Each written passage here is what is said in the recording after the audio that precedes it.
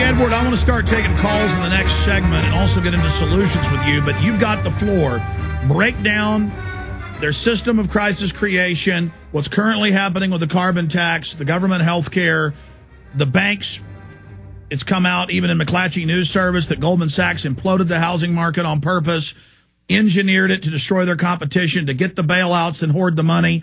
Goldman Sachs, of course, is the inner group that pilots the Federal Reserve System, and that also holds the federal regulatory positions in almost every agency, 2, 3, 4 deep, and where we're going with this system, what the world is going to look like in a decade, 20 years, if they succeed from the research.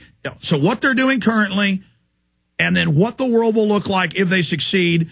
G. Edward Griffin, you've got the floor all the way out to the next break.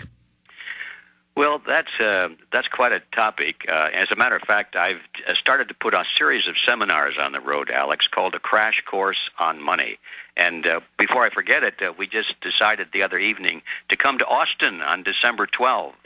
So we'll talk about that later. But anyway, the Crash Course on Money is a full-day seminar, and I devote a lot of time to answering just the question that you've raised. Where are we going, and what can we do about it? Well, in a nutshell, anybody that listens to your program has got a pretty good idea. We're going to a complete command economy, where the free market, what's left of it today, will be completely dead. I'm not predicting that this must happen. I'm saying that if there are no changes, if we continue going in the direction that we're headed, we're going to reach where we're headed, that's all. And we're headed right toward a command economy. That's no different substantially than the command economy of the old Soviet Union or the Red China or or Nazi Germany. And in other words, prices will be completely controlled. Employment will be completely controlled. Your complete dependence for your food, your shelter, your health care, your education, everything that's important will be provided and regulated by the masters in Washington, D.C., and people will be grateful, or told they're supposed to be grateful, to be taken care of. And in return for that, of course, they must be very good boys and girls and do exactly as they're told. Otherwise, they'll be cut off, and they won't have that food, shelter, and health care and all of that sort of thing. It's a very dismal picture. It's a high-tech feudalism, and it's definitely in our future and not our distant future, I might say, if things continue as they are.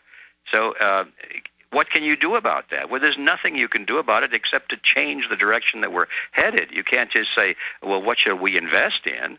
That might help a little bit. It might get you a few weeks or months down the line with a little bit of independence. But when the jackboots show up and say, into the truck, that's the end of the line, investments or not. So we got to change the system. And, of course, I'm always talking about Freedom Force International when I start thinking about changing the system, recapturing the system. But how can you protect yourself in the meantime? There's a short-term view and a long-term view. People are naturally concerned about that short-term view. And, you've got a lot of your sponsors on your program that I think have excellent solutions for short-term survival, if you will. Sure, we ought to have food. We ought to have good drinking water. Ought to have power, electrical power at our disposal. We ought to have gold and silver, something that will be readily accepted by almost everybody when it comes time to replace the electronic money system that probably will be completely collapsed at one point. So, yeah, those are things you can do for the short term. But the long term, the only thing that will work is to recapture the system. And then we start, and in the seminar, we'll be talking about this thing of revolution versus revolt. And that's quite an interesting topic because I don't think many people have considered the difference. There's a rising energy for resistance today. People are angry, and as that television, or that, I guess it's not television, it was a movie, I can't think of the name of it, Network, I guess it was. The guy says, we're mad as hell and we ain't going to take it no more, or whatever he says. Well, that's the kind of the mood of the American people. We're mad. We're not going to take it anymore. But the idea that you just get mad and not take it anymore is going to make a difference? No, they don't care about that. The elitists have been anticipating years in advance for some kind of an uprising. They've been building FEMA camps for that. They've been equipping the local police in crowd control, and they've been developing weapons specifically for demonstrators and crowds of people and rioters and so forth. They know it's coming, and in my opinion, I think they want it to come, which is a frightening thing, because I think they want people out making all of this ruckus so they can have a good excuse to institute martial law and round up everybody, including those who aren't even on the streets, people who maybe are sitting in their radio studios doing talk shows. And so I think they want that kind of violence. But one of the things we'll be talking about is the difference between a revolt and a revolution. Basically, it's this. Revolts are just a uprising of people with no leadership, no strategy, no goal, no organization, no funding, no communications, just a bunch of people that say, I've had it, and I'm not going to take it anymore. And they wind up in the streets with rocks and stones and sticks or whatever they've got. And it'd be like the Hungarian revolt back in the 60s. Revolts never work. They may be successful for a day or two, create a lot of euphoria on the part of the participants because they're able to face down established military control merely with their sheer numbers. But after a little while, it dissipates. It goes away. They don't have resources. They don't have food. They don't have water. They don't have leadership, communications, and all those things, and the revolt gradually just dissipates, and no revolt of history has ever been successful in the long run. Revolutions, on the other hand, often are successful, but that's because they're quite different from revolts. They have all of the things that revolts don't have.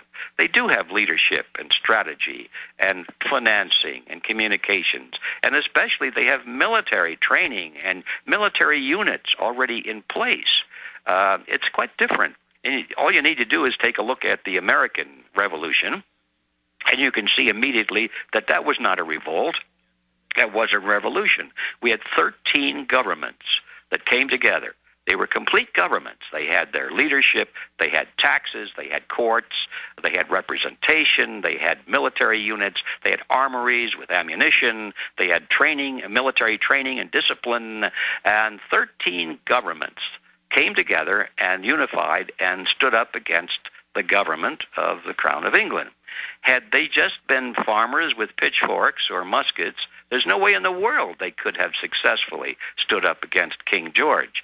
But they were organized, and so they really created a revolution. So now we look at today, and all these people running around say, well, it's about time to have a revolution. They have no idea what they're talking about.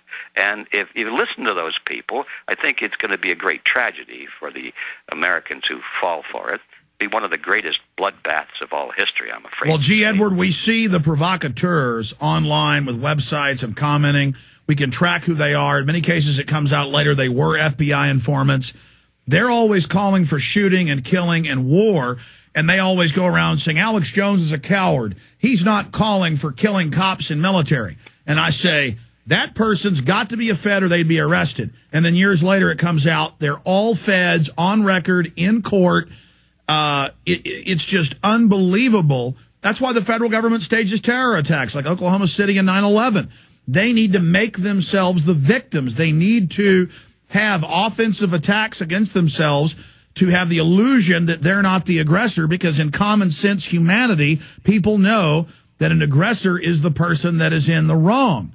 And so as we expand down this road, it's obvious. Anybody saying you're a coward, you're not calling for violence, you notice they're not marching out and carrying out the violence. Now, that doesn't mean that we don't defensively protect ourselves, and the Second Amendment is something that's been holding back the tyranny because they know it would go badly for them if they go on the offensive against us. So the question for the controllers is, how do they go on the offensive against the people of the world without looking like the aggressors. And so that's why they use terrorism and the environment and all these systems that make the individual bad and that colors everyone as a potential bad guy. And the airports, TSA admits, that's training for nationwide on the streets and schools and at the colleges and at the hospitals and the shopping malls, where we're all searched and randomly lined up on the side of the street and put through body scanners. England's about 5 years ahead of us, as you know, and they're doing the exact same thing. They are bringing in tyranny. They're saying parents have to have a license to have kids and be with them in public to prove they're not pedophiles. 20,000 homes with newborn babies have cameras in the homes watching them to make sure they're good parents, guilty until proven innocent. And when I ask you about their future operation, I've read their documents. I know what their future operation is if they win. I just wanted your perspective and view on that, because they say